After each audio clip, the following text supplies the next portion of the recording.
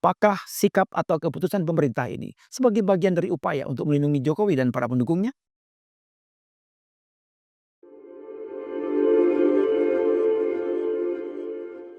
Assalamualaikum warahmatullahi wabarakatuh. Selamat Depres, kembali bersama saya Aswandi Hasan dalam Ngopi Ngobrol Politik Indonesia Depres.id agar saya, Anda dan kita semua paham tentang politik. Sobat Depres, pernyataan Presiden Prabowo Subianto bertanggung jawab terhadap kasus proyek kereta cepat membuat banyak pihak kecewa dan menyebut sikap Prabowo itu sebagai blunder. Kekecewaan itu disusul dengan penetapan Roy Suryo CS sebagai tersangka atas laporan mantan Presiden Joko Widodo dalam kasus ijazah palsu Jokowi. Kekecewaan itu pun bertambah setelah pemerintah mengumumkan Komisi Percepatan Reformasi Polri yang memasukkan nama-nama pendukung Jokowi yang dinilai sebagai penyebab masalah di institusi Polri selama ini. Apakah sikap atau keputusan pemerintah ini sebagai bagian dari upaya untuk melindungi Jokowi dan para pendukungnya?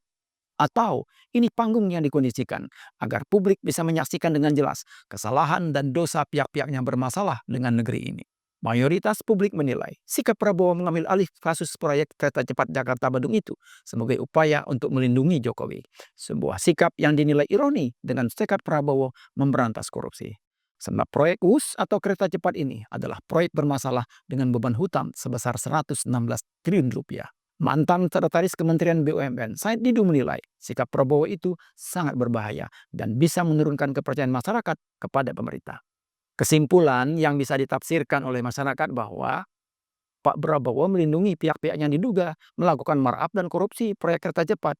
Itu sangat berbahaya, kata Said Didu di kantor Gerakan Bhinneka Nasionalis atau GBN pada Rabu 5 November 2025.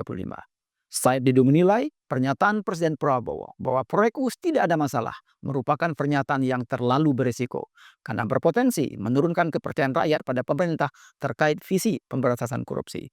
Rakyat, kata Said, bisa menganggap Prabowo pasang badan untuk Jokowi, dan Prabowo akan menghadapi tekanan karena rakyat menginginkan negara ini bersih dari korupsi. Hal yang sama juga diungkapkan ex-Kabar Eskrim Polri, Susno Duwaji, yang meminta Presiden Prabowo untuk tidak asal bicara soal proyek era Jokowi itu. Susno menegaskan proyek US harusnya dibahas secara komprehensif, termasuk dampak dan keuangannya, sehingga tak bisa langsung mengaku akan bertanggung jawab. Presiden Prabowo jangan asal omong, masalah US dia yang tanggung jawab, kata Susno di unggahan X, Kamis 6 November 2025. Harus dipikirkan dampak hukum dan dampak keuangannya, lanjut Susno lagi. Sobat Depres, pernyataan Prabowo tentang WUS itu seperti menjadi angin segar bagi Polda Metro Jaya untuk menindaklanjuti laporan Jokowi terhadap para penuding ijazah palsunya. Berselang 3 hari setelah Prabowo mengumumkan mengambil alih proyek WUS, Polda Metro Jaya menetapkan Roy Suryo CS sebagai tersangka dalam kasus ijazah palsu Jokowi. Pernyataan Presiden itu seperti menjadi momentum untuk menaikkan status Roy Suryo CS yang selama ini gigih menggugat keabsahan ijazah Jokowi. Polda Metro Jaya telah menetapkan 8 orang tersangka dalam perkara pencemaran nama baik fitnah dan manipulasi data yang dilaporkan oleh Bapak Jokowi, kata Kapolda Metro Jaya Irjen Asep Edi Suheri dalam konferensi pers di Polda Metro Jaya Jumat 7 November 2025. Asep juga menegaskan bahwa ijazah Jokowi asli dan sah berdasarkan penyidikan serta bukti yang dikumpulkan penyidik. Penyidik, kata Asep, telah menyita 923 item barang bukti, termasuk dokumen asli dari UGM tentang ijazah Insinyur Haji Joko Widodo adalah asli dan sah. Polisi juga menyita dokumen ijazah yang diunggah oleh para tersangka ke media sosial yang disebut Asep telah dimanipulasi agar tampak seperti dokumen asli. Gerak cepat Polda Metro Jaya ini langsung memicu reaksi para pengamat dan ahli hukum. Guru besar sekaligus ahli komunikasi, Profesor Hendrus Biakto, mempertanyakan dasar penerapan Undang-Undang Informasi dan Transaksi Elektronik atau Undang-Undang ITE serta tuntutan pembuktian yang seharusnya dipenuhi oleh penegak hukum. Menurut Prof. Henry, penerapan tersangka atas dasar tuduhan mengedit ijazah Jokowi seharusnya didahului oleh pembuktian forensik yang kuat. Kalau tersangka Rosuryo dan kawan-kawan dinyatakan oleh polisi mengedit ijazah Jokowi, maka penegak hukum tersebut harus membuktikan bahwa ada informasi elektronik milik Jokowi yang asli, lalu dibandingkan dengan informasi elektronik yang sama yang sudah diubah atau diedit itu, kata Henry dikutip dari halaman X pribadinya Senin 10 November 2025. Sementara mantan Menko Polhukam Mahfud MD mempertanyakan pernyataan polisi yang memastikan ijazah Jokowi asli. Menurut Mahfud, hanya hakim pengadilan yang berwenang menentukan apakah ijazah Jokowi ini benar palsu atau asli. Kalau nanti di pengadilan, lalu tiba-tiba dinyatakan Rosario bersalah, padahal masalah utamanya dia menuduh palsu, harus dibuktikan dulu. Dan yang membuktikan ijazah itu palsu atau tidak bukan polisi, harus hakim. Fajar Mahfud di akun YouTube @mahfudmd Selasa 11 November 2025.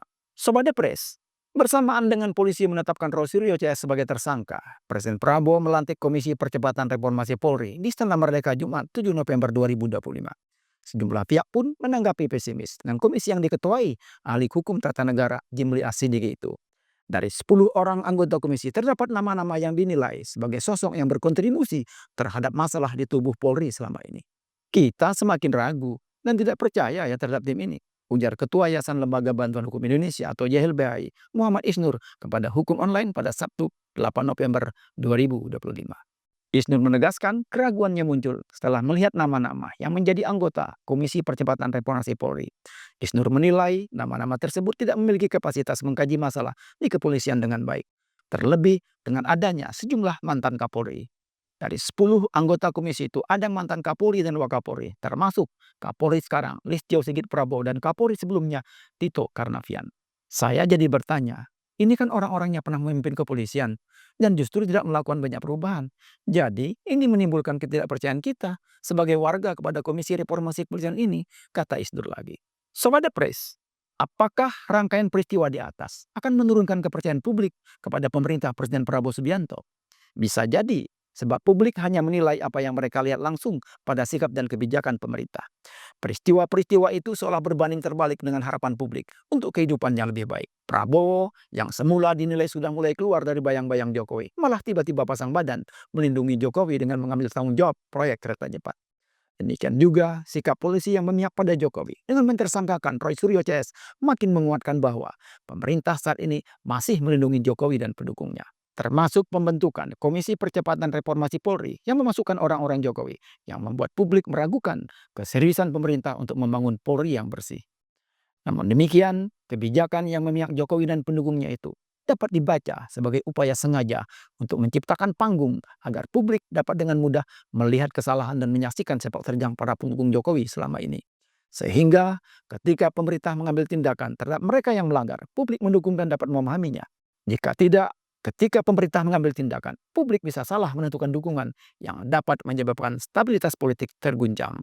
Wallahu alam. Semoga bermanfaat dan menambah wawasan. Sampai jumpa.